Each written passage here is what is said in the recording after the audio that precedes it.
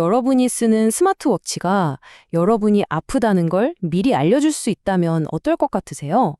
거의 공상과학 소설 같은 이야기죠.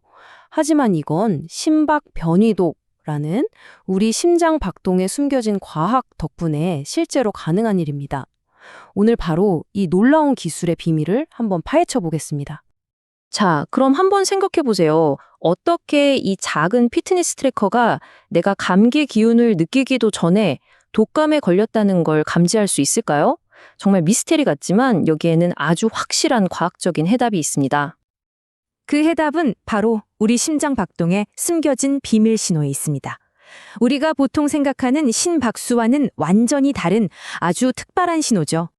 이 모든 걸 제대로 이해하려면 한 사람의 실제 경험담으로 시작하는 게 제일 좋을 것 같아요.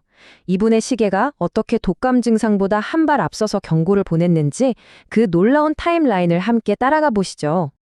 이건 한 블로그에 올라온 실제 이야기인데요. 첫째 날, 그냥 몸이 좀 으슬으슬하고 피곤해지기 시작합니다. 그런데 이상한 점은 그냥 침대에서 쉬고 있는데도 시계에는 높은 스트레스 상태가 무려 5시간이나 지속됐다고 기록된 거예요. 둘째 날, 증상이 심해지니까 밤새도록 높은 스트레스 상태가 이어졌고요. 셋째 날에는 약을 먹고 좀 괜찮아져서 잠깐 산책을 나갔는데 몸이 그냥 무너져 버린 겁니다. 스트레스 수치가 다시 경고등처럼 치솟았죠. 넷째 날이 되니까 약효가 도는 게 데이터로 확연히 보여요. 스트레스 수치가 눈에 띄게 뚝 떨어집니다. 그리고 마침내 다섯째 날, 모든 게 정상으로 돌아왔죠. 정말 놀랍지 않나요? 증상을 느끼기도 전부터 회복하는 순간까지 시계는 모든 걸 알고 있었던 겁니다. 자, 그럼 여기서 핵심 질문이 나오죠. 도대체 이 시계가 보여주는 스트레스 점수라는 건 뭘 측정하고 있는 걸까요?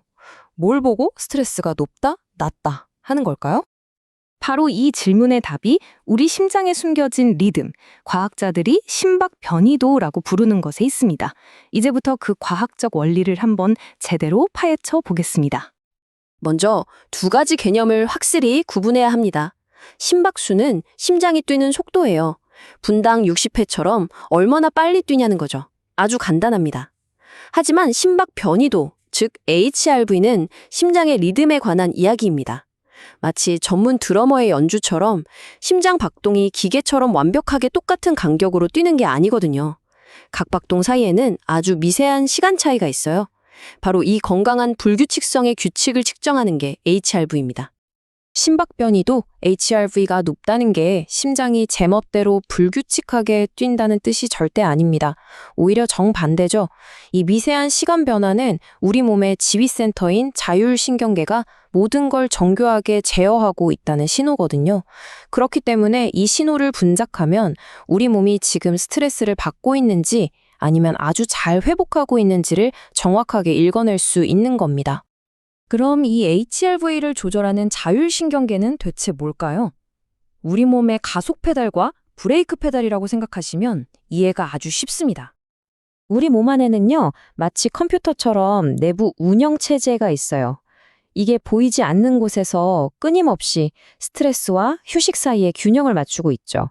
이게 바로 자율신경계, ANS입니다. 이 운영체제에는 두 명의 운전사가 있어요. 하나는 가속 페달을 밟는 교감신경계입니다.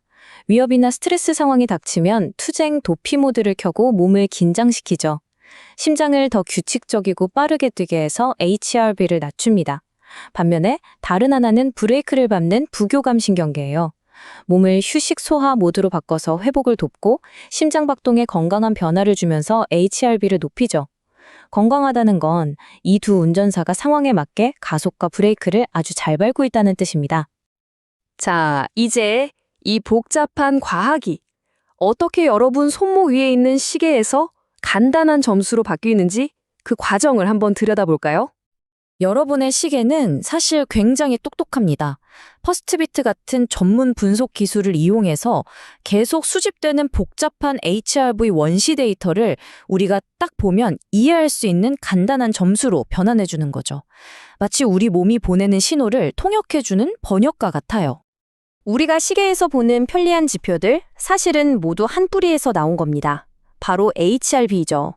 스트레스 점수는 HRV를 통해서 우리 몸이 지금 가속 페달을 밟고 있는지, 브레이크를 밟고 있는지 보여주는 거고요. 수면 점수나 바디 배터리도 마찬가지입니다. 밤새 HRV가 어떻게 변했는지를 분석해서 회복이 잘 됐는지 평가하고 오늘 쓸 수 있는 에너지가 얼마나 남았는지 추정하는 거예요. 결국 HRV가 우리 몸 상태를 알려주는 가장 근본적인 데이터인 셈이죠. 그럼 다시 처음에 독감 이야기로 돌아가 볼까요? 독감 바이러스가 몸에 들어오면서 전신에 염증 반응이 일어났습니다. 이건 우리 몸에 가속 페달인 교감신경계를 강제로 켜서 계속 밟고 있게 만든 것과 같아요. 그 결과 어떻게 됐을까요? HRV 수치가 완전히 gun두박질 친 거죠. 시계는 바로 이 HRV의 붕괴를 높은 스트레스라고 정확하게 감지해낸 겁니다. 자, 이제 이 모든 정보가 우리에게 어떤 의미가 있는지, 그리고 우리 몸이 보내는 이 데이터에 어떻게 귀를 기울여야 하는지 이야기해 보겠습니다. 원본 자료에 이런 인상적인 구절이 있더라고요. 피트니스 훈련에는 몸의 소리에 귀를 기울여라 라는 말이 있다. 하지만 그냥 일상생활에서는 스트레스 받지 마 라고만 말한다. 이제는 데이터 덕분에 우리가 정말로 우리 몸의 소리를 객관적으로 들을 수 있는 시대가 된 거죠. 그럼 이 데이터를 어떻게 활용할 수 있을까요? 우선 스트레스 점수를 꾸준히 한번 살펴보세요. 평소와 다르게 계속 높게 나온다면 그게 몸이 아프거나 무리하고 있다는 첫 신호일 수 있습니다. 수면 점수는 어젯밤 내 몸이 얼마나 잘 충전되었는지 보여주는 성적표 같은 거고요. HRV가 높고 스트레스가 낮다? 이건 몸이 도전에 맞설 준비가 됐다는 청신호입니다. 반대로 HRV가 낮고 스트레스가 높다면 그건 몸이 제발 좀 쉬게 해줘 라고 보내는 강력한 메시지니까 절대 무시하면 안 돼요. 이렇게 꾸준히 지켜보면 내 생활 습관이 내 몸에 어떤 영향을 미치는지 직접 눈으로 확인할 수 있게 됩니다. 마지막으로 이 질문을 한번 던져보고 싶습니다. 만약 여러분의 시계가 여러분이 아프다는 걸 볼 수 있다면 다음에는 과연 무엇을 보게 될까요? 이 기술이 앞으로 우리 건강관리의 미래를 어떻게 바꿔놓을까요? 생각만 해도 정말 흥미진진하지 않나요?